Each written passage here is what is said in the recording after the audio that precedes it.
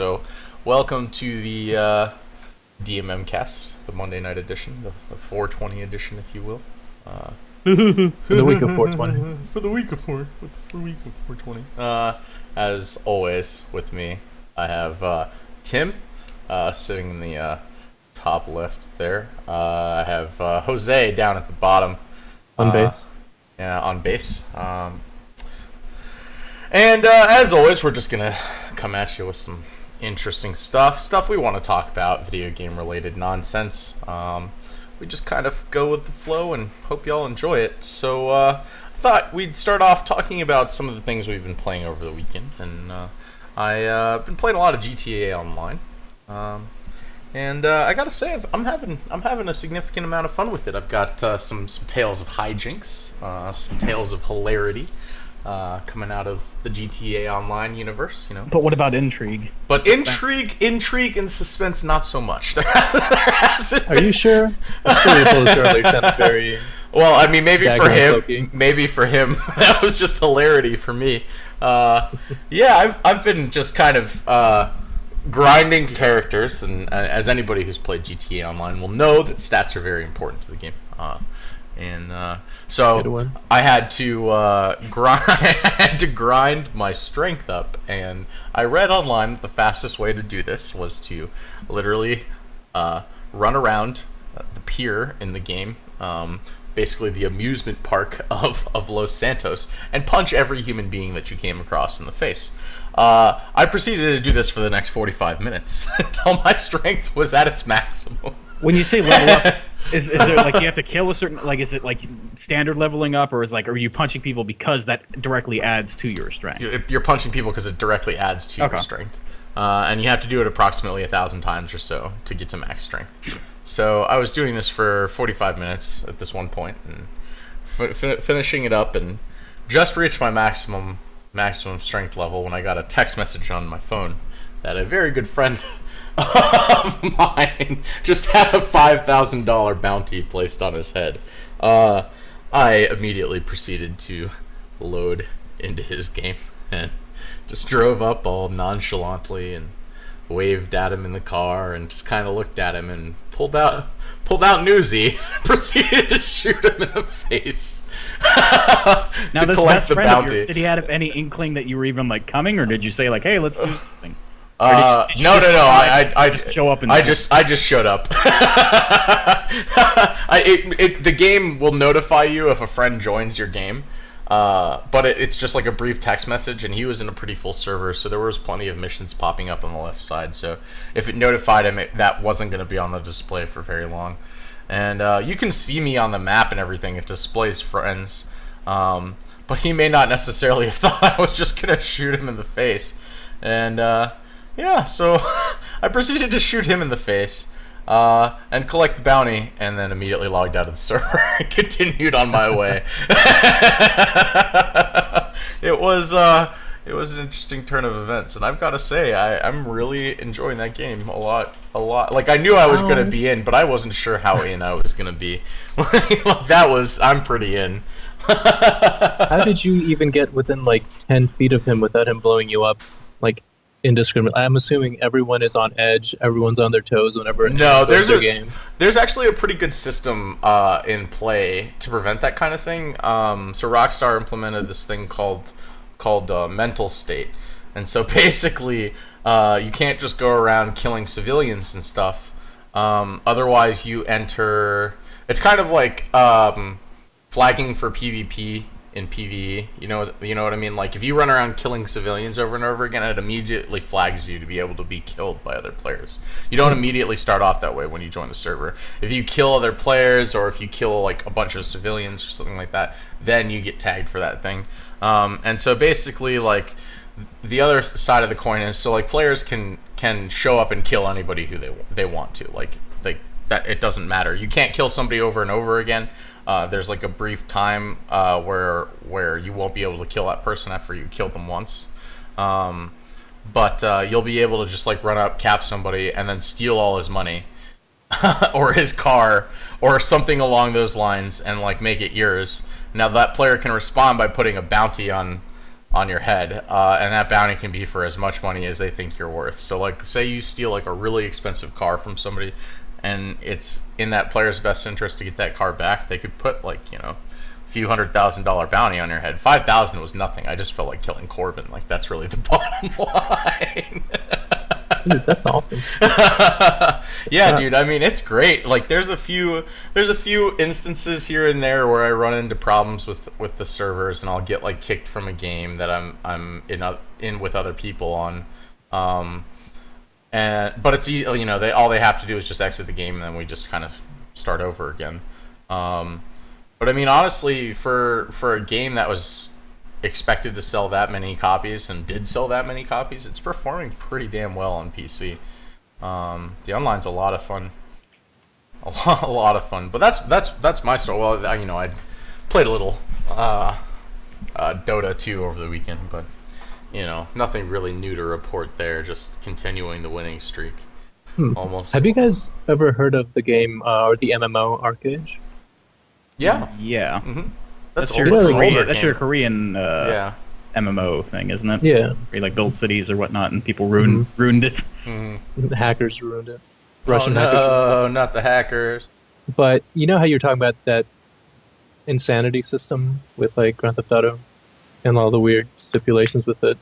Mm-hmm. Arcade had the best fucking system for like finding people, killing people, like not in like PvP zones or whatever, or just being unruly in the world. Mm-hmm. Like if you get caught doing something like stealing somebody's crops or breaking into someone's house or killing someone in a place you're not allowed to, you'll get reported, and then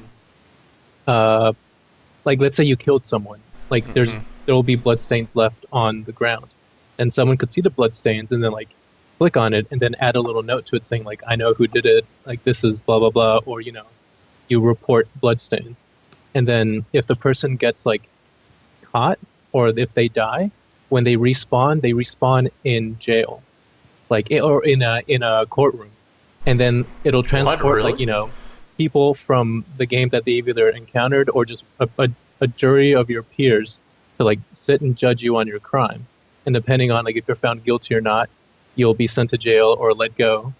And unfortunately, like all this awesome stuff for this game, all the potential for this game was ruined by just people wanting to cheat all the time, like hackers. But like that was one of the many things that like drew me to like fucking fall in love with like Arcade before it was released. Totally dead. Huh. That's not. I mean, it definitely. But yeah, like I'd never heard of a weird system like that. Huh. It's like the hopelessness in your voice as you trail down. Yeah, as it died before it dawned. I know you're still kind of like sitting on the fence with it, Jose. But you're honestly, if you had any interest in it, you should absolutely pick it up. Yeah, weird little things like that in games get me to pick them up. Just like it could be a crap game, but if it has a weird, like leveling system or it has a weird like mechanic that just makes it a little different, I'll get immediately like that. I think that sold me on it. I think I will pick it up now. I wanna see people put bounties on my head and just fucking set bounties out. It's ridiculous. Like you have to do a little bit of like grinding. Like it is a pretty grindy thing. Like especially if you want to do like some of the end. Like Corbin and I have been playing a lot, and so basically like you do like you start off doing basic missions. And we lost Jose for a second there. There he is. He's coming back. Or not Jose. I mean Tim for a second there. All right, he's back. All right. So, anyways, you get these like basic missions, So you'll start off like stealing cars or interrupting a drug deal, and then you graduate to stuff like the first heist I did was just robbing a small bank, and so basically we had it was me, a team of 4 other people, and somebody was hacking like the safe in the car like as we drove there, and then people needed to keep like everybody on the ground and like in control, like much like you do in Payday and stuff, while somebody was drilling through things. But the drill system is a lot different. It doesn't take nearly as long.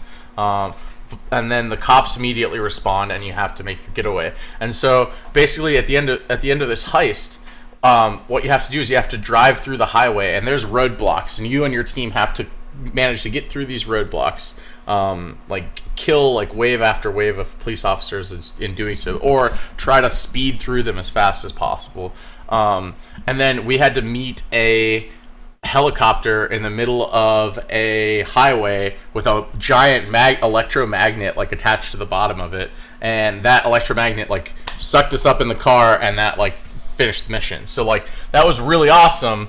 And then we graduated onto stuff like we're starting to see like multiple cars like in a certain time period, so like there's added pressure to it. Like we had to steal 2 sets of cars, and then there's a third set, and we have to get there before like the security team responds. And like there's like other things in play. Hacking becomes more difficult, and like the missions just progressively get worse, but the payoff is much better. So like I just got to a level where I did a mission where it's my first airplane mission. We get to the airport, or we have to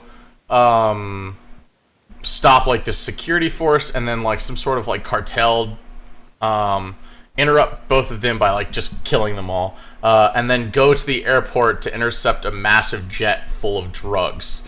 And we have to hijack this giant fucking jet full of drugs, and somebody has to fly that jet through the sky and land on an airstrip on the other side of Los Santos without getting shot down by like the Air Force and shit. Like it gets awesome, dude. It gets awesome as fuck. I'm really enjoying it. Do these missions play kind of like Payday? They're a little more elaborate than Payday. Like Payday has some stuff where you have to do multiple tiers of missions to complete a final objective, but this one has stuff that's more played out. You can choose your own path. You can kind of do the missions in the order that you want to do them. There's more to them, and I've noticed that like it's not quite as like arcadey feeling as Payday is. I mean, they both still feel very much like video games, right? Like they're nowhere close to what you'd have to view and focus on in real life, but like it feels more elaborate, and there's much more of like an immediate payout. Like you see your progression happen very immediately in GTA, and it doesn't feel as grindy. It feels like it's a lot more fun. And then like in between all these missions, you're thrown into an open world with other players where you can just do whatever the fuck you want to. So if you don't feel like doing any missions, you can just go like in the world, you can just go to an area where there's like a gang fight, or you can do like parachuting, or you can do BMX races, or you can play fucking golf, dude. There's a legit golf game in this fucking online game. There's a legit tennis game. Take Rockstar Tennis and put it in GTA, and you play fucking Rockstar Tennis in GTA. There's basically what the fuck is his goddamn name? A Tiger Woods golf game inside of this game. You can just fly planes if you want to. You can go to the shooting range. You can hold up convenience stores. You can do whatever the fuck you want in this world if you don't want to do a mission. It's awesome. It's really, really cool. And I don't know, like I'm excited. Like I knew it was going to be fun, but I had no idea how much fun it was going to be. And now it's getting to the point where I'm starting to get to the really cool tier of missions, and getting like much bigger rewards. Like I can finally start using like new guns. And more expensive, bigger, fucking more damaging guns. I can wear heavier armor, and it doesn't feel like as randomized. Like I can actually kind of pick what I want, whereas like I had to get like perks or not perks. I mean card drops and stuff to get like attachments for guns and stuff in Payday, and you can kind of do what you want in this, and it feels like a lot more immediate and more like you're accomplishing something, I guess. I don't know. It's a video game, so you're not really accomplishing anything, but it feels like you are in this game, which is awesome. But yeah, other than that, just Dota 2 on my end. What about you guys? What have y'all been jumping into over the weekend? I've been trying to stream a lot more on Twitch, trying to figure it out. I've been playing a lot of Depth and Mass Effect 3. Yeah, I only got into Mass Effect 3 because Tim's been all in on it recently. And I'm only been all in on Mass Effect 3 is because it's Plants vs. Zombies Garden Warfare is just a dumbed down version of Mass Effect 3's multiplayer. So that just got me back into that. Yeah. As long as we're sharing stories. Tim, do you remember that like unfortunate thing that happened like a few nights ago? It happens a lot when we play video games, I say. Well, I highlighted it on my page. Oh, the infinite revive cycle. Yeah, just it was like a comedy of errors. Like Benny Way Hill, to you really should describe. put Benny Hill music to the back end of that. Like Jose would be down. I'd run up to revive him. I'd get him up. Then I'd go down. Then he'd revive me. Then he'd go down. And then eventually we both just like collapsed in dead, like our dead bodies collapsed in loving harmony. That sounds amazing. It was pretty good. I forgot how fun that fucking multiplayer was. Yeah, it's not terribly complicated. I mean, obviously the mods and the variation of guns, which is actually pretty decent and shit like that keeps the game entertaining. But it's not terribly deep, but it's fun. It's one of those things you don't mind playing over and over and over and over, just because there's so many classes and guns. And Yeah. shit to go through. Which is, I mean, that's kind of the appeal of Plants vs Zombies. Like, I think there's only 5 characters on each side, but there are different variations of them. Like, there's a cactus, but then there's a cactus that's on fire. There's a cactus that's actually a pineapple that has burst fire. Like, it's just stupid little things like that, but it keeps the game entertaining. Yeah, so it has what, a horde mode and then just like a PvP mode, right? Yeah, but it's weird. It has a horde mode. It has like a PvP horde mode. It has a standard PvP mode. There's another mode I didn't really delve into. Like, there's a lot of different game modes to that, and they as far as post game release, they're doing pretty good. Like they did with Mass Effect, all the DLC's been free. Like, they've put out new maps and different characters and customizations and stuff like that. So considering it's EA, they've been doing pretty good with it. Like, Oh, cool. there's no DLC, it's all been free. But yeah, as far as, a stupid fun game where you're a fruit and you shoot zombies, or you're a zombie and you shoot fruit, it's entertaining. Like, You sold it. Much more than that, You yeah. sold it. I mean, I already have it. I was gonna hop on it at some point, anyways. But like, I don't know, I've just been so into GTA. It's like hard for me to want to play anything else. But as soon as I'm done with my love affair with that game, I'm definitely gonna hop on Plants vs Zombies and have some fun in it. I'll be ditching both those to the wayside once fucking Killing Floor and Trying 2 come out myself. Oh so yeah, Jesus I know Christ! the feels. Killing Floor is just that's gonna be what pulls me off GTA. Yeah, that's gonna be what pulls me out of everything I've been doing lately. Well, you'd be surprised. I think I get you are still going to play it a shitload. I know you're still going to play it a shitload, but I don't think you're going to invest nearly as much time into it until they start. There's only 3 maps. There's a pretty limited amount of selection, or a limited selection of guns. What? And we're talking Killing Floor. Yeah. I don't give up, Palmer. There can be one class with one map with one Zed, and I will be playing that. Stupid, sir. No. That's that's what I just said. Like, you're still going to play a shitload of it, but I don't think it's going to be one of those things that staggers your interest as more and more content gets released. I guarantee it. Yeah. Yeah, I mean, the same can be said with, well, any decently done early access game. I mean, Trine 3's releasing the same day, which was kind of not shocking, but it wasn't expected to come out so soon. But it's really going to be kind of like a glorified demo at first, and they're going to add content over time. But I don't mind, because I'll have bought the game, and it's fucking Trine. I love Trine, so that's basically my same feelings towards Killing Floor. I don't care if there's that much content, as long as it gives me something to do and kind of work towards and build up levels and shit. I'm good to go. Yeah, 100%. But like, the one thing that I'm worried about with Killing Floor 2 is that I'm gonna get like really, really into it, when it first comes out, and then there's gonna be a wipe when they do an update, like, and I don't know. So that's why I'm like hesitant to get that invested in it. A wipe, as in Like, they'll release some new Progress content, wipe. yeah, and they have to wipe everybody's progress to release it or something like that. That happens pretty frequently in, early access games. it is early access. Yeah, Right. yeah. So I mean, it's one of those things where I'm going to be kind of hesitant unless and I could be totally wrong. They could come out and say, like, there have been companies that have come out and said, "Don't worry, like, we will not be wiping your progress. Like, there will be ways to do this." But I could see Tripwire going either way with that, honestly. yeah, and I mean, good on them either way, as long as they're continually releasing content. It's just like, it's gonna suck if I get a character, a decently high level and lose all my progress there. That doesn't bother me so much. Like with the original Killing Floor, like the vanilla game where I could level up and stuff, less than half of the hours I've logged into Killing Floor was put towards that, because I always play modded stuff, which didn't count towards leveling up. So shit like that doesn't really bother me. But the way the new perks and levels kind of work out, I could see your frustration with it. That's because there's already like a bunch of mods and stuff that exist for that game. For this game, there's not gonna be when it initially comes out. You Right. know, like everything that you're going to be playing is going to be stuff that's going to lead towards your progression, and eventually mods will come.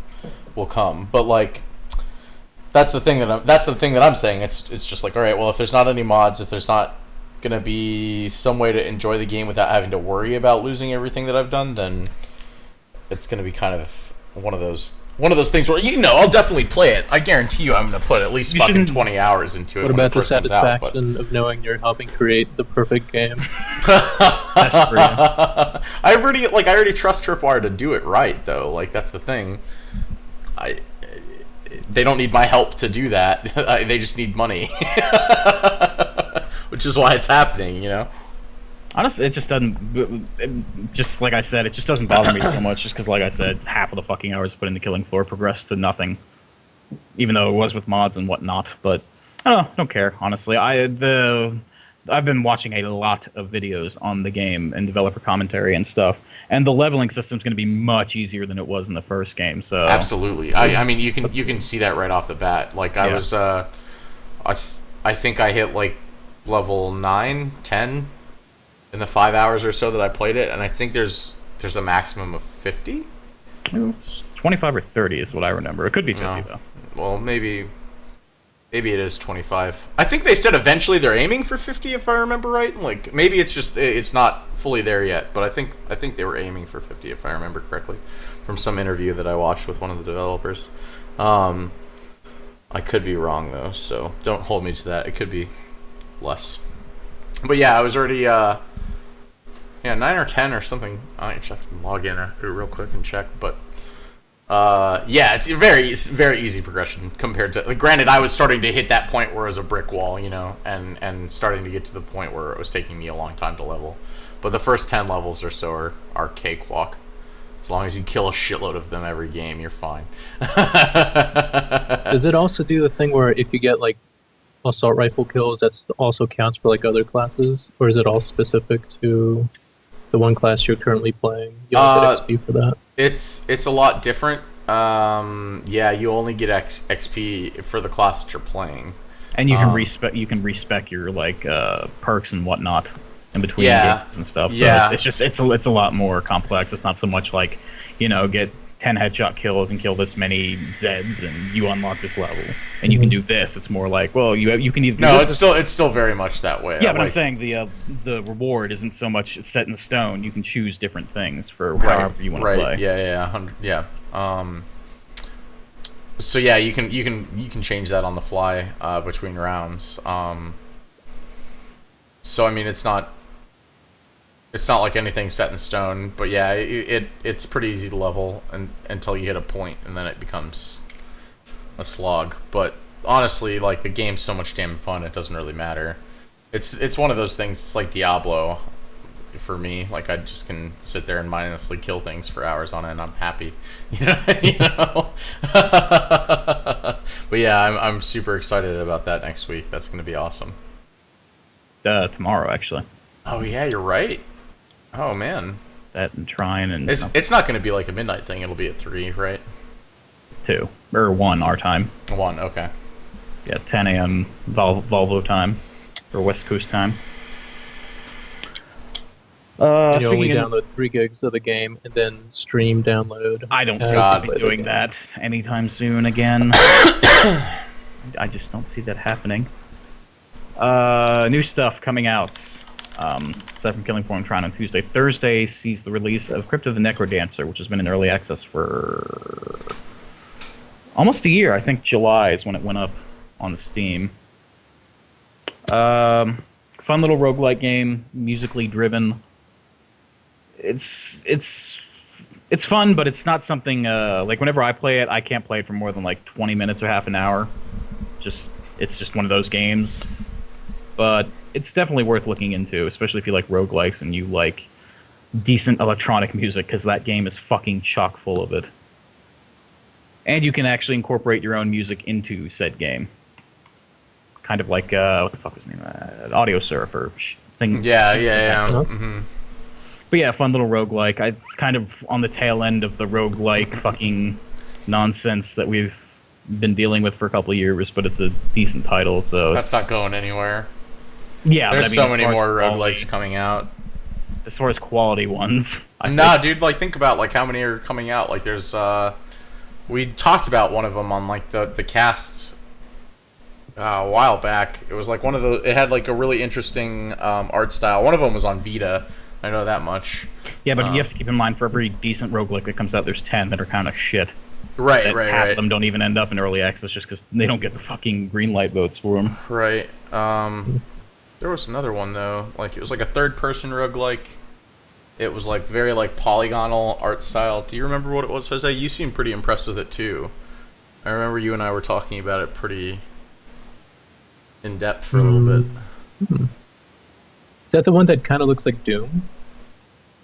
But like, kind of look like doing. You're thinking Paranoctal Activity, I think it is. Maybe. That's the one that looks like Doom anyway. That came out. Got banned from Steam because the developers said kind of gave in death threats, and then it showed up like 6 months later. Wait, what? Really? Yeah, that was a thing. They get Awesome. like they emailed him or something? It's On Twitter, the developer like said Sent him a something. horse I can't instead. remember exactly what he said, but yeah, something along those lines. The That's game interesting. vanished for like 6 months, and then after like 6 months of groveling, and we're sorry, and they fired the guy who said it and then rehired him back or some shit. I don't know. It was a whole thing. I don't know why I went into that, but that was a thing. Whatever, My dude. point is, there are a lot of shitty roguelikes coming out, and Oh, they yeah. heavily Yeah. outnumber the good ones. But it's nice to see one of the good ones actually go through the early access process and work. And they've added a lot of content to that game. Like I picked it up last year, and just in the past, like shitload of content to that game. And when it launches, they'll have the final level, and there's like 12 different characters to play through. There's all sorts of shit you can craft and find in dungeons and whatnots. It's good fun if you like roguelikes. I'd highly recommend checking it out. I think it's set at its $15 price point, so it's relatively cheap. So it's Okay. also something to keep in mind. all right. And then as far as expansions that have come out for games that came out like fucking 8 million years ago, the new Postal 2 expansion, Paradise Lost. Have not had a chance to play it. I am really gonna pick that up though, like as soon as it drops in price, just a little more. Just because I have so much other shit that I need to put money towards. But yeah, that game. I watched a Let's Play of it, and it looks like so much fun. It looks like so much fun. It's like a post-apocalyptic Postal 2. You play like 10 years after the original events of Postal, and it's like a nuclear bomb drops, and so you play as the dude again, and he loses his dog, and you have to go find your dog. But then like all this other like stupid shit happens, and it's just it turns into a Postal game. It's offensive as fuck, and made Gary to, Coleman's back apparently. yeah, he has like a cameo, but obviously it's just like recycled clips. Gary Coleman will never die. Yeah, dude, like I don't know, there's everything from an elephant shitting on somebody profusely to like some borderline very racist stuff. So I mean, you gotta have a good sense of humor to be able to enjoy it, but it looks like so much fun. It looks like shit. It's on the Unreal 2 engine, and everything looks like straight garbage, but I don't even care. I'm in, because I mean, as garbage as fucking Postal 3 was, for the devs to actually turn around and say, all right, we're gonna release an expansion to a game that's 12 years old at this point. And not only do that, but do it in a way that's really successful, that captures the humor of the second game, makes it like over the top and as offensive as possible, and manages to make an old school game feel very fun again. And the capture on that post-apocalyptic setting that is so very popular nowadays. Yeah, and Smart on their part. it's just a giant it's I've always kind of viewed Postal as like the South Park of video games. Like it's meant to like push the envelope and be as tasteless and I guess provocative as possible. So I mean, it's good to see it back, and I definitely, when it hits like the $5 price point, I guarantee you I'm gonna pick it up. I mean, especially I think because like I bought Postal 2 like back when it came out, like all those years ago. My computer could barely run it at that point. And then I got it in like a Humble Bundle or some sort of bundle, like maybe a year and a half ago, and played it a little bit again. didn't really put that much time into it, but this expansion pack makes me want to just jump right into that game all over again. I'm so excited for it. Do you know if there was like a Kickstarter or like a crowdfunding thing behind the decision to release it? I have no idea. Originally release it? Like when it originally... Are you talking about like a re-release on Steam or... This expansion. Oh, well, people have been buying it on Steam and they've been getting money, so I guess they figured we might as well do something with it. Like back when Steam Greenlight wasn't complete shit, like Postal and Postal 2 were one of the first games to kind of go through that system and get approved and get on Steam, and it was kind of a big deal back then because it was the first of it was one of the first of those games to really do that. So people bought it and shit like that, and they've been making money off it. It sells well, so they've been getting the money. I guess they decided to put it on an expansion because people have been clamoring. People have actually been like clamoring for one, or at least the die-hard fans for like over a decade now. So yeah, and I just good on them, man. Good on Running with Scissors for listening to that and being willing to do that. Because I mean, how often do you see actual developer support for a game that's 12 years old? Like a game that didn't really sell very well when it initially came out. You know, it was one of those things that it's been like a slow burn for that game. It didn't sell very well when it first came out, and it's one of those things that just continues to sell. That I don't know. Good on them, man. Like it's awesome that they're willing to do that. It's particularly funny because the third Postal was kind of shit, and the developers were even like, "Yeah, this game was kind of shit. We were kind of forced into this," and yada yada yada. Yeah. And they kind of went back and were like, you know what? Instead of doing like a new game or doing something with a third, let's just do an expansion to the second one. That was kind of amusing. You don't really see that at all at any period of gaming. It's kind of nice that they did that instead of trying to huck out a shitty expansion to a shitty game. Did that game ever have an adults only rating? Or am I thinking like Manhunt? You're thinking Manhunt 2. Manhunt 2 had an AO rating until they added the filters for the kill scenes. Both Postals were banned in like Australia and a couple other countries, though. That was for their drug use, though, I believe. Not really for any other reason. It was because of controlled substance use, I believe. First Postal, I know it wasn't. That was a thing. That was one of the earliest like internet articles ever, and as far as gaming goes, I remember reading. It's with Australian Postal just because, you know, it's Postal. Although I guess you couldn't pee on anyone in the first game. They added that in the second. Let's try. Yeah, it looks like it's back in the expansion pack. Yeah, I don't know. That game just looks like it'll be a shitload of fun to play. Very excited for it.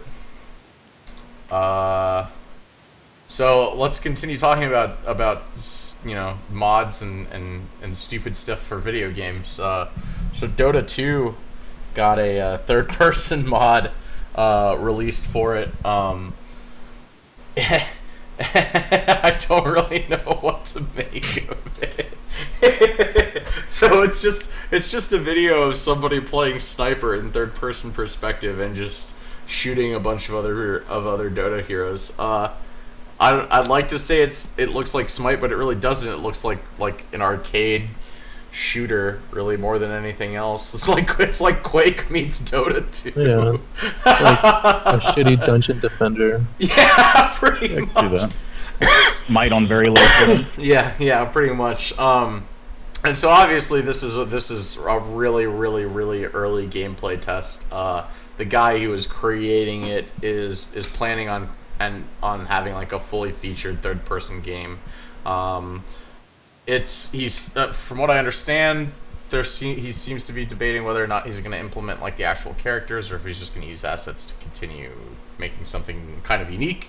So we'll see. I think it'll be really funny if Dota plays host to a mod that eventually becomes more popular than the game itself, like Warcraft 3 did with the original Dota. Don't see that happening with that. Just do not see dude, that you never know if it's something really cool. I don't know. I just think it would be really funny if something like that ended up happening. Obviously, you know, it's pretty slim chance, but if it was going to be anything, it would have been like Pudge Wars, just because that's the best. Jesus Christ. Best mod. Or Ice Tower Defense. Dragon Ball descriptions. Yeah, that was That was the Dota thing, or Warcraft thing, not a Dota thing, right? The one thing I like the video you linked earlier with this mod. The one thing I feel like, I guess you said it was early, like an early version of his mod, but like that level seemed like kind of weird to use that character on. I don't know anything about the levels or characters in Dota, but I feel like having someone that shoots doesn't represent really like what the game is, right? Like it's more about like hiding and tricking people into taking certain to like gang up on them, right? Yeah. I mean, Well, there's a it lot also of like depends. trickery. Like, this is a whole lot of depth where you can play different characters different ways and do different things. But yeah, that is absolutely a way, or a more popularized way to do stuff. Like Right. there are stealth heroes in Dota that capitalize on that. Okay. Dota. Right. Well, I just, I was like, it seemed interesting. It seemed more like, because you don't really see that in Smite. I've seen more stuff about Smite than Dota. Like, I know that's pretty much just shooting and then using stronger shoot and then a third stronger shoot. Is Except that for accurate? melee heroes, but I guess that's one way to look at it. Yeah, I sort of. All right. Well, I feel like I'll have to see more versions of this mod for me to be like any bit impressed. Yeah, it'll Also my be bias interesting. It'll be interesting to see what happens with it. I mean, it's just I think it's always kind of cool to see, or when these kinds of things are announced, because it's just a different perspective on one of my favorite games. So, we'll see what happens with it. We'll see how it plays out. It could be cool. If it's not, then it could suck and just disappear into the ether, so to speak. But yeah, Are I there don't a lot know. of We'll mods see what for happens. Dota? There's Is a there few a of them. big There's community? there's There's few. a lot of them. There's Pudge Wars, as Tim mentioned earlier. There's like what the fuck mode. There's like there's a bunch of other stuff, but they require like third party sites or something. Like you'll go to like another website and then it'll basically bootstrap the client and load you into a modded server. Even the Steam Workshop has a lot of shit on it, and then like not even like a good amount of shit isn't even on the Steam Workshop. It's only like a small amount of the mods available for Dota 2. Yeah, I mean, that's one of the things about it being a Steamworks game. There's bound to be a lot of user-created stuff for it, and it's all running off the Source engine. It's just a modified version of it, so people who are familiar with Source should relatively speaking, be able to design stuff pretty easily with Dota. Interesting. All right, well, fuck it. Since we're on MOBAs, Heroes of the Storm. Heroes of the Storm. Here's the storm. The storm. The storm. Casual Dota mode. Open beta is happening May 20th, and then the full launch June 2nd. Doesn't really surprise me. I feel like they milked all the money they were going to out of like a paid beta period. And despite like me not that I don't enjoy the game, I just not very impressed with it, I guess. But I mean, it is a polished experience. There's just a few things here and there I feel like need working on, and I feel like they can do that in that timetable without issue. Dude, I feel the one interesting thing about the trailer, the announcement for that, the way Blizzard announced that, the video, the CGI video for Heroes of the Storm, is what I hoped that game was gonna be, and the actual game plays nothing like the way that CGI video captures it. Well, you can say that about just about every. Well, yeah. That's true. Yeah, I mean, you're absolutely right, but I feel like there was an element within that video that they had up that doesn't exist in the actual game itself. Like the actual game itself doesn't look nearly as realistic. It's not like it's cartoony looking. It's very like I don't know, like the CGI video looks so much more serious and so much more like aggressive and polished than the actual game does. That I kind of wish they would have stuck to that imagining of it, that CGI imagining of it. But yeah, but I mean, you can that's okay. say the exact same thing about Dota 2. Like it's much more grand and faster paced, not as fucking mitter feed as the fucking game itself. It's right. really not that far off from Heroes of the Storm. That's the game we're talking about. Yeah. But yeah, you're right. I mean, I agree. I think that that announcement really was right around the corner. It was really just a matter of time. Honestly, that beta has been polished for very, very long time. It's been ready to come out for a very, very long time. I know that there's still some empty hero slots in that game, so it'll be interesting to see what heroes they continue to release. That's pretty much going to be the only thing that kind of pulls me back into it, is whether or not they release somebody that I really want to play. Wartslag. Huh? Wartslag. Wait, this is the Blizzard. Yeah, this is the Dota, right? Yeah. Okay. Dumb joke. Never mind. But yeah, it'll be interesting to see what happens with it, I guess. What else do we have? Chat wants to know favorite mod of all time. Favorite mod of all time. Arsendar went with the Battlefront 2 conversion pack 2.2. Which added maps, Jedis, weapons. It was a free expansion, basically. He's saying. Yeah, we were talking about Battlefront earlier today. Man, you're gonna have to give me some time to think about that. Lara Croft. What do you guys Lara think? Croft. Just any Lara Tomb Croft Raider mod. 1 through all. You know what I'm talking about. Yeah. I'd have to go with the mods. Napoleonic Wars for Mountain Blade, which actually a mod that turned into an official expansion for the game because it was so fucking amazing. That'd probably be my choice. Yeah, I would say my favorite mod either has to be Counter-Strike or Dota. Both of those games started off as mods and both went into being their own separate things. Yeah, I'd probably actually have to say Dota, just the amount of time I put into it. Yeah, I mean, like that's really what it comes down to. They were just such well-made, well-crafted games that over time they became their own things. I mean, Footman Wars, Best Wars. Yeah, I mean, like I would love to say Dota, but I can think back on it and in the 1.6 and 1.5, I probably put about the same amount of time that I put into Dota. Like I played a shitload of Counter-Strike back in the day. So honestly, I'm pretty sure it's probably a tie between those titles. Because I mean, like I was playing Counter-Strike back when Dust was the only map. Like that was it. Like you play, and there were only 8 people maximum, and at that point, they didn't have, what was it? Both teams had Glocks. The counter-terrorists didn't have their own pistol at that point. I don't know. There was a bunch of like interesting stuff when that game first came out. There was a lot of really cool stuff about it. And yeah, I put in just as much time into Counter-Strike as I have into Dota. Not recently. Dota's obviously been the reigning king of my of existence. Time sinking. Yeah. But yeah, back in the day, a lot of Counter-Strike too. So definitely a tie between one of those. And Condition Zero, I played a shitload of Condition Zero back when that game first came out too. God, that game promised. That was one of the first big disappointments of gaming for me. Condition Zero. You love Condition Zero. I wanted that game to be something so much better than what it was. Just missions, basically. Yeah, pretty much. All right, let's move on to some stuff. So while we're on the subject of Steam stuff, which apparently we're always fucking up on the subject of Steam stuff, but Steam is enforcing a new policy on new accounts, wherein in order to do anything aside from really playing your games, you're going to have to spend $5, or your regional equivalent, I suppose.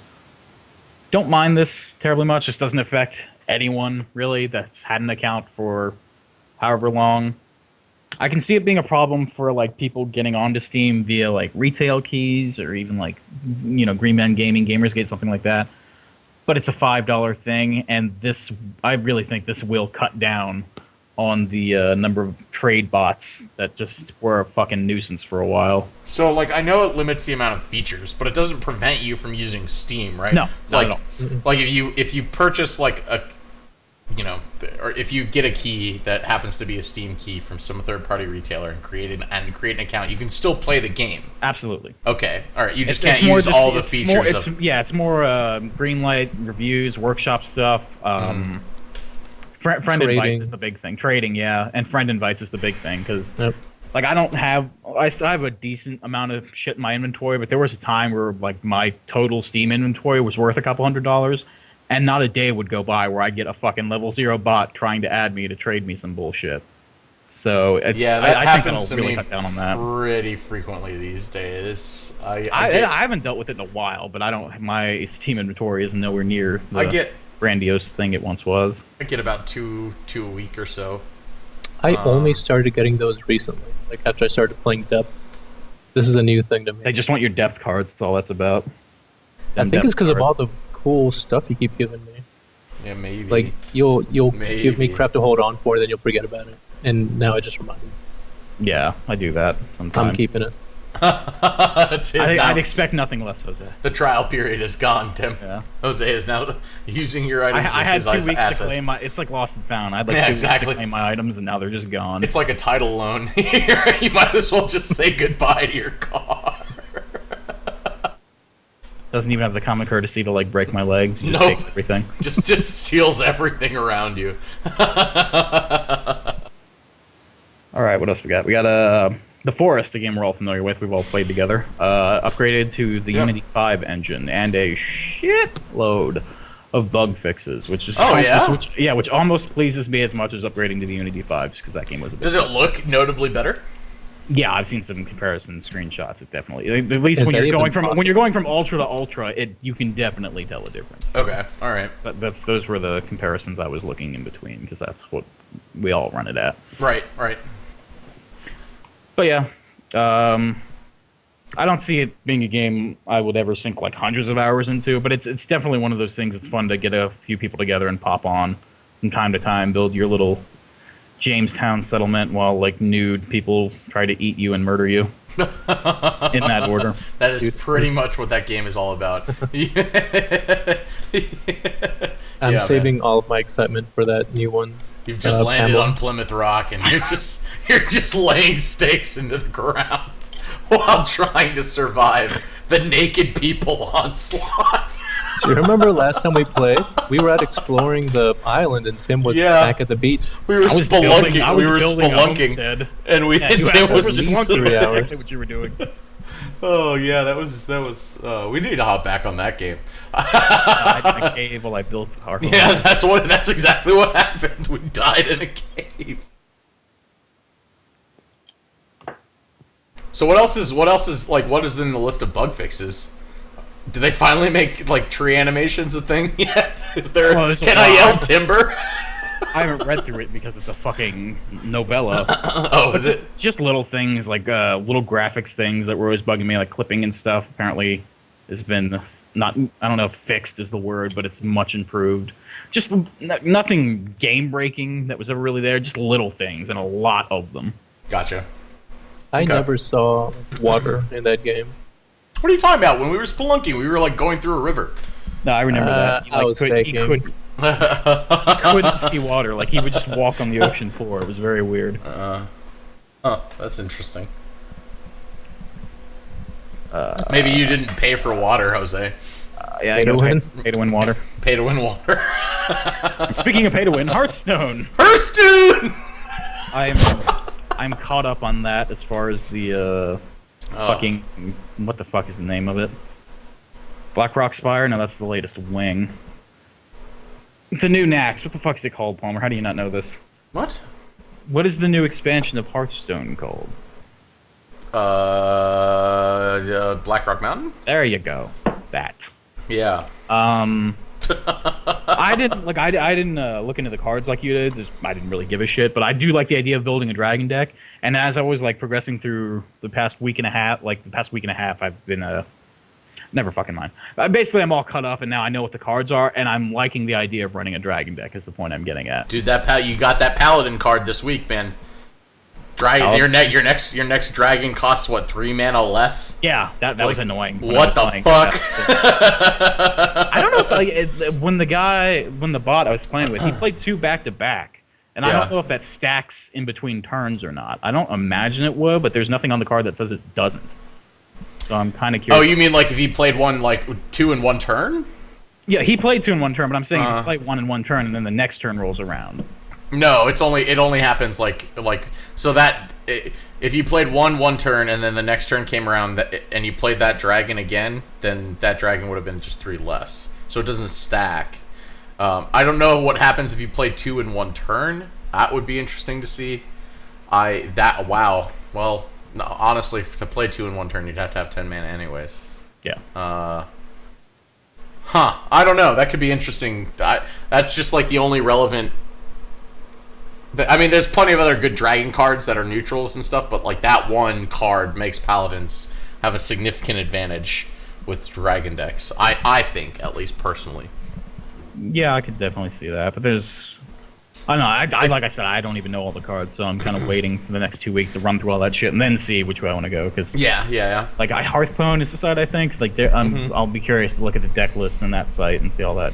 I mean, we're already starting to see a lot of themed decks coming out of this expansion. So I mean, there could very well be an awesome dragon deck just floating around. I really feel like dragons are kind of going to be like the equivalent of slivers. In Hearthstone, you know, like they're going to be like something that utilizes, or that can eventually be utilized by any class, but certain classes have, you know, advantages while using them, very much like slivers did in Magic the Gathering. So, I don't know, it could be interesting to see what dragons eventually end up doing. I hope they continue to add dragon cards to the game. I know, like, you know, this expansion's kind of focusing on them, but I really do hope that they continue to bring out new dragons and keep building upon that theme, because I'm with you. I think there's a lot of potential for dragon decks in the future. I'd really like to see an Orc and Goblin deck like I ran back in the day with Magic. That would please me to no end. Or a viable pirate deck, I guess, would be nice, too. Because there's one card that... How many dragons exist in Warcraft? A lot. Yeah, I don't know, but I'm gonna go with a lot. Well, like here's the thing, like not many exist in any particular timeline, but if across like the history of Warcraft, many dragons have existed, and there's Ysera, who is like the dragon that controls time, and she can bring back any dragon from any time period, which is why like what was it, the time, like, I can't remember the raid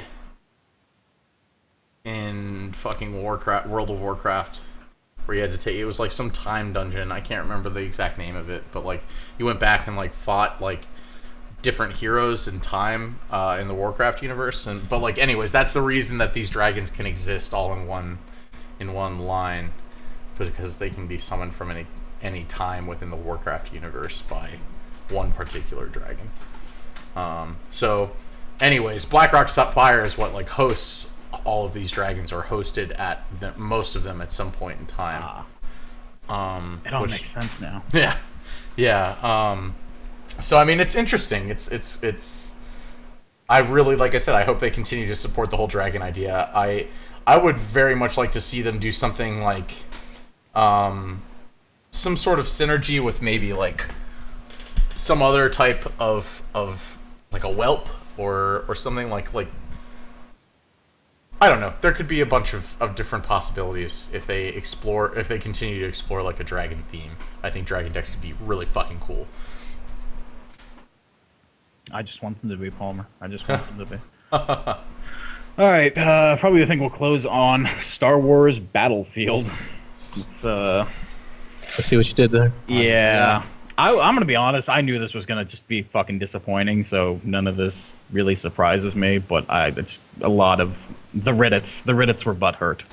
Yeah, it was one of those things. I saw the gameplay video and I was super duper hyped. Like, I rode the hype train, and then I've been reading more and more about it today, and the more I read about it, the more disappointed I'm getting with it.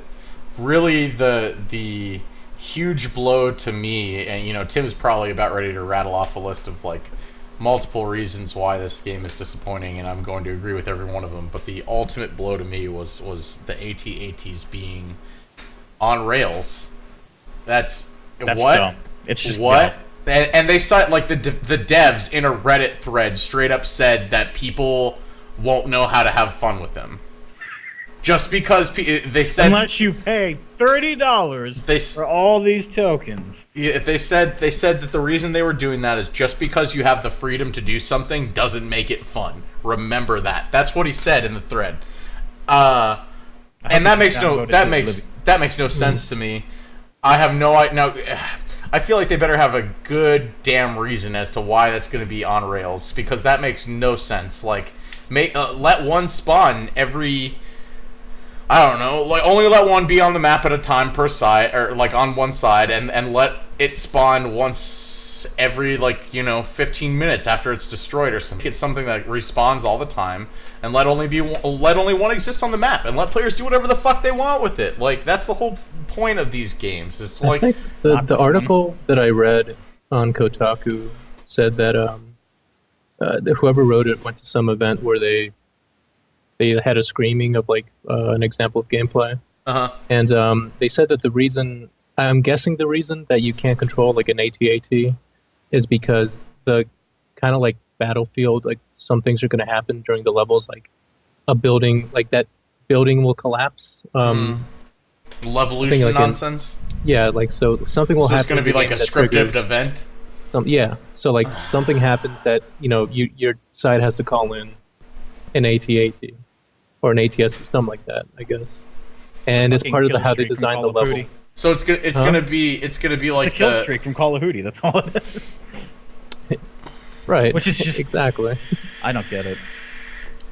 So it's gonna be like the fucking airship that Battlefield did towards the end, that just circles the map that players can control every once in a while. Is that what it's gonna end up being? Except you won't actually be able to control it, Palmer. Keep that in mind. It's on a set path. Oh, yeah, that's true. Well, I mean, you couldn't control the airship either. It was on a set path, but you could get in there and fire the guns. Okay. You're talking. Yeah, that I airship that circled around the map. No. So I mean, it's not like it's unprecedented. It's existed in Battlefield-esque games before, but that's kind of disappointing. And by kind of I mean utterly disappointing. I mean, just the idea of being able to pilot one of those, and that was something you could. I haven't played the original Battlefront or the second one, so I don't know. That's something you could do in those, right? Yeah. So yes, very much so. What the fuck? They've taken a whole lot of. In the original Battlefront, there was Galactic Conquest, which was basically a campaign that was really fucking fun, and it moved around, and it was cool. That's just not going to happen. Oh, no campaign. No campaign, no Galactic Conquest, no space battles, which is fucking what? They said no. They confirmed that. What, as DLC or some shit? No. They straight up said there's going to be no space battles. Yeah, one thing I read hinted that it would be as DLC, but as of this moment in time, there is no space battles. It's probably, like a feature of a level. Some crashes. I'm really disappointed with that. I was hoping that was going to be a thing. Battlefront 2 on I know PC. a lot of people that were looking forward to this game that were all talking about how cool the space battles were going to be. They were awesome. They were fucking excellent, and they're not here. And in Battlefront 2, there was a 64-player cap, and this one 40. See, I don't mind that so much. I don't mind that so much. A shit ton of bots. But it better have other things to do, and that's kind of disappointing, man. And no split screen for PC, but enabled for consoles, which I don't really care about that. But there are people out there that really give a shit about that, and they will be annoyed at that as well. Yeah. For me, my big thing is just no Galactic Conquest. That was a really fun fucking game mode. And what was Galactic Conquest? You'd basically go. You'd take control of the galaxy. You'd go from planet to planet, battlefield to battlefield, winning battles and slowly kind of edging your forces towards the enemy and taking over the system. And you take over everything and you win. It was awesome. It was very simple, but it was fun because the gameplay was varied. It changed from planet to planet. And it was fun, but that simple fucking mechanic apparently doesn't work on next-gen consoles or fucking PC gaming. So we're just going to do multiplayer all day, every day with 40-player caps and ATVs you can't control. It's idiotic. It really is. It's just... I knew this wasn't going to be terribly interesting. I just didn't think that they would take features out of games in the series that from 10 years ago. It just doesn't make sense. It's fucking dumb. Something that happens when you keep a game like that secret. A Star Wars game of all games, keep secret. Like, they keep in the shadows about stuff like this, and then they're surprised when they alienate like half the fucking player base. Yeah, I read. Oh well. I was telling you about this earlier, Tim. I read a really interesting article on Forbes, of all things, about why you'd be a dumbass to pre-order this game. And I've got to say, like, I totally agreed with every point that was getting made in this article. I mean, he was stating the obvious, like citing Battlefield 4 and talking about all the launch issues with that, talking about all the launch issues that they had with SimCity, and like all the other nonsense that all these online-only multiplayer games are having from EA. But then he turned around and cited all these other things. This is how I learned about the on-rails AT-ATs. This is how I learned about a whole bunch of different things that, like, really upset me, and weren't, like, made readily available as information. If I wasn't somebody who was patrolling Reddit threads, I wouldn't know about all these negatives. I would have seen that trailer and been like, wow, that game, if it's actually in-game footage, that game is going to be gorgeous. And I mean, I'm sure it's not. I'm sure the final product is not going to look nearly as pretty as that does. But it was enough to hype me up, Like, honestly, they could have released that game and it could look like Battlefield 4, but if all the features that I was hoping were going to be there were there, I would have been very happy. Like, the graphics don't matter that much to me, as long as it runs smoothly, looks as at least comparable to Battlefield 4, and has everything that I hoped and dreamed that it was going to have in it. But it seems like they're just not... They're not getting it right, and I don't know what... Like, DICE is not an incompetent developer. Like, they don't... The problem is they're trying to make a Battlefield game and not a Battlefront game. Battlefront is very different from Battlefield. It plays differently. It feels differently. It's just... you can't... See, I don't know any about this. Like, I as somebody who never played them, I don't know how they played. So how does it play differently? It's hard to explain. It's just not as fucking Mountain Dew, Doritos, on rails, fucking explosions 24/7. It's actually like a living active Battlefield, at least on the bigger servers it was. Yeah. I think the way to describe how a battle, I guess how they differ is, it was meant to be played like kind of fast, despite it having like a speed limitation. Like, you're meant to die a lot. And that was kind of the fun, in that you actually feel like you're making a difference. You're not just like taking a point. You're just like a cannon fodder, and it feels. Maybe I'm just remembering it through like nostalgia goggles, but like it feels nothing like any of the Battlefields I've played recently. It was the most fun I've ever had playing a multiplayer game, ever. And half of it was the player cap. Like just being in like a swarm of dudes attacking fucking Darth Vader was fucking amazing. Yeah, that was great. Whenever like when sorry to interrupt. In the video that they released, when Darth Vader emerged from the fucking downed AT-AT and everybody started taking him on, I was like I got fucking chills, dude. I was like, okay, this game looks like it'll be exactly what I want it to be. And I've heard stories from people like you and Tim. And like Farsendor was telling me about his experiences with it earlier this afternoon, and like when you guys describe it to me, in my head I have something just so elaborate and so beautiful, like in my head, in my imagination, of what I feel that game should be, and it's just not there. It's just not there at all. So I mean, like you come out and say like being part of a huge group that takes on Vader, like that might exist in this one, but it doesn't seem like it'll be nearly as awesome. I don't know. I mean, like, yeah. like, what was it like when you did that in the second? And the other shitty thing is, like, Farsendor and I were gonna play that, and then he got on, and you can't get a server for it.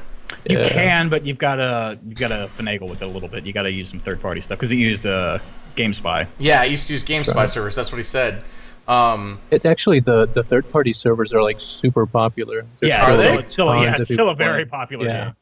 Especially this weekend. Is Farsendor in here right now? Is he watching? Yeah. Is he? Okay, dude. Yeah, we'll look into that third party stuff, and you and I will play that game. I want to play. I will play with you guys. Yeah, I want to play that too. I'd if we all hop on, I'll hop on that. Yeah, I do want to play that. I want to experience what it was like, just so I can shit all over the new one when it comes out. It's just. But I guess that kind of brings up another point. A lot of kids who are going to be playing this game won't have the ability to play multiplayer, the previous Battlefront games. Mm-hmm. So they won't know what they're missing out on. Yeah, they'll just think it's what this. And shit they're going to is. be the most vocal people in support of that game. So we're going to look like assholes. We always look like assholes. Bigger assholes. Because like if I'm understanding correctly, you could seamlessly transition from ground combat to space combat, right? On the same map, no.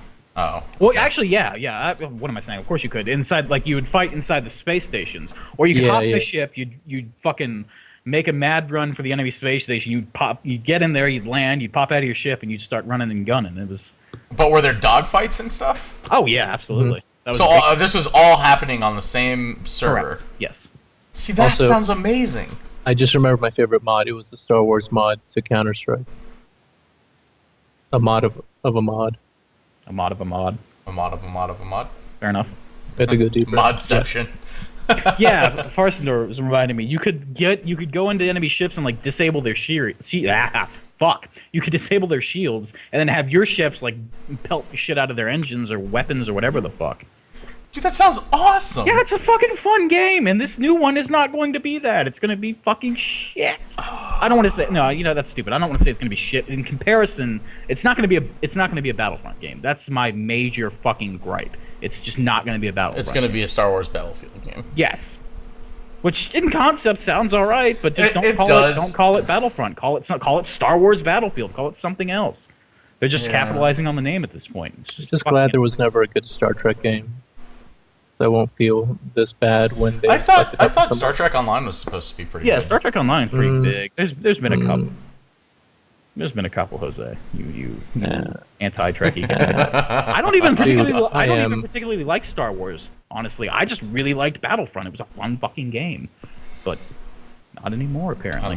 I love Star Wars. If I could turn, I love the first movie. I can flip this webcam around right now and show you a giant cardboard cutout of fucking Darth Vader. Darth Vader, I've seen it. I danced with Darth Vader at the wedding. It's great. Yeah, dude, I fucking love Star Wars, dude. It's like, and I think that's part of the reason that I'm so upset about what this is. It's just because, like I said, it goes back to that picture that I've drawn in my head, that like series of fucking like images that I've drawn in my head about this game and everything that it could represent, and then I find out that all this freedom is getting taken away.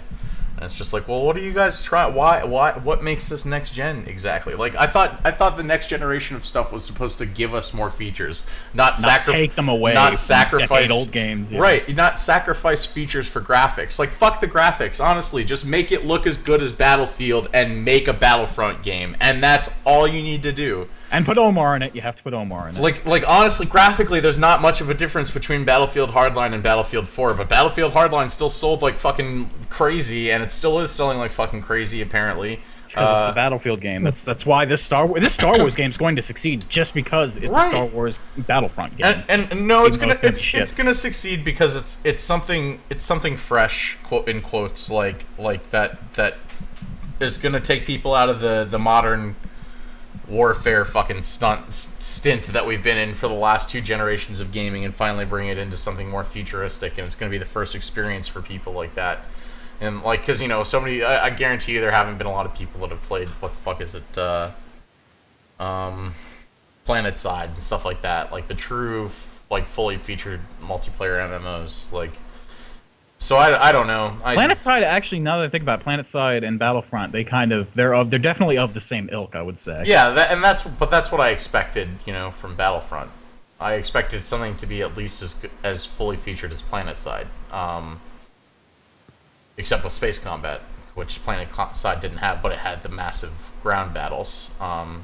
And you can fully control fucking walking tanks in PlanetSide. But anyways, I don't know. I mean, the other thing is, like, the video didn't show any Ewoks, and I'm not a huge fan of Ewoks. I'm not a proponent for Ewoks, really, but I want to see I want to be able to play as a fucking Ewok in this game. Like, I better be able to play as a motherfucking Ewok in Battlefront. That's Corbin's life dream, is to be an Ewok. I'm not, like I said, it's not because I'm a fan. It's just because the Battle of Endor was based on fucking Ewoks.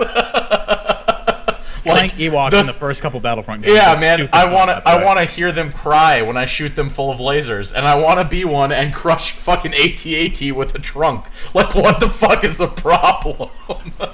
Let me throw spears at Imperial armies, please. Just let me do it.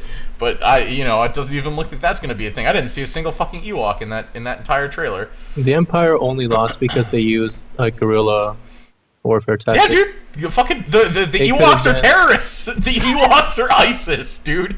Like, I don't know how else to put it. They're cute versions of ISIS, and I want to play this. Which just raises so many questions. To revisit those movies now. What? Don't believe their lies. So I mean, I don't know, man. It needs something. It needs to be something more than that were in the first two games. That's what the fuck it needs. That's the problem. It's just so shitty for the devs to flat out say we won't let you do this because you won't have fun with it. Like, who are you to say that? Like, design the game and let us do it, and then we'll dictate whether or not it's fun. If it's not fun, then we'll fucking complain about it, and you guys can fix it from there.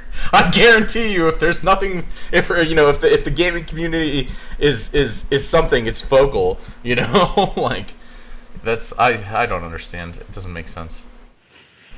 All right, let's not end on this shitty note. One last little bit of a tidbit. Killer Instinct, the new Killer Instinct I'm talking about. Right. A newish character came out like 2 or 3 weeks ago. I've never seen this in a fighting game, kind of like a spectral, ghostly ring girl thing going on, but Jose tells me apparently this is like just commonplace in the Japan, but I don't know much about the Japan in their games. But indie games, so I don't know. Indie games? Okay. If that counts. Hazako is her name. Basically, fallen samurai woman. Her grave is disturbed by Japanese corporate interest, and now she's just running around slaying things. I just think it's an interesting character. Killer Instinct has some fucking weird characters, and I just did not foresee this one coming. I kind of applaud them for that. Like, they have a talking mountain, they have a robot man, they have a dude on fire, they have a dude on ice, but just a ghostly samurai woman just Wait, they've got walking around. Spinal, yeah, that's true. That's but a ghostly skeleton. But she does man. those quick like ring girl movements that kind of freak you out. She does the Exorcist spider walk thing. She teleports. I think that's really cool for a fighting game, personally. What about like Voldo of Soul Calibur? He's got weird fucking movements. I'm not familiar. There's a dude Voldo's that the guy that had backwards. he had like the claws or like pincers, I guess, is what he used for his weapon. Yeah. And he would look like a mummy, and he would just like roll around on his back and like do these really crazy contorted positions and stuff, and he used those as attacks. Yeah, that's basically what this bitch does. Oh, okay. This bitch, I'm so mean. But she also has like a charge up power where she can like grapple you and just like fuck your mouth with her sharp dragon shark teeth. I don't know, it's just kind of an interesting character I didn't see coming from Killer Instinct, and kudos to them for that. Oh yeah, she's not friendly. She's a bit horrifying, and she has some interesting like finishers and whatnot, kind of jump scare type thing. Interesting little move for the horror fans of the horror genre, I will say, be it shitty B movies or just Amnesia, Outlast, yada yada yada. There, Gotcha. we didn't end on a shitty Battlefront's gonna suck note. So, mission accomplished. You. All right. Well, you've been watching the Dark Motion Media Cast. I think we're on number like 14. We're making progress. We're moving on up. We're moving on up. Yet numbers, to play man. a single game Yet to play a single game. We'll get to that eventually. on this game One day. streaming service. One day. I don't know. I kind of like the idea of just a talk show, but I also like the idea of like all of us getting together and doing something. Maybe Battlefront. Maybe I'm still kind of set on Muffin Night personally. I mean, come on, Muffin Night needs to happen. Muffin Night best. That's at the point where it needs to stop being a joke and start being a thing. It was never a joke. Paul. Wait, hold on, everybody, please. Breaking news: Shovel Knight is going to be on Vita Tuesday. Everybody buy it, okay? Thanks. Please support Vita. Oh, breaking news. Sunrider Academy just left early access a couple weeks ago. If you like visual novels, If you like visual novels based on other visual novels that play not the same, get on that. Everyone buy it. And they tell two friends, and they tell two friends. They told two friends, yes.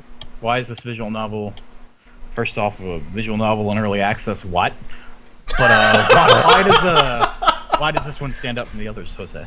Because It doesn't really. But it started off as like a cool like space opera that's free on Steam.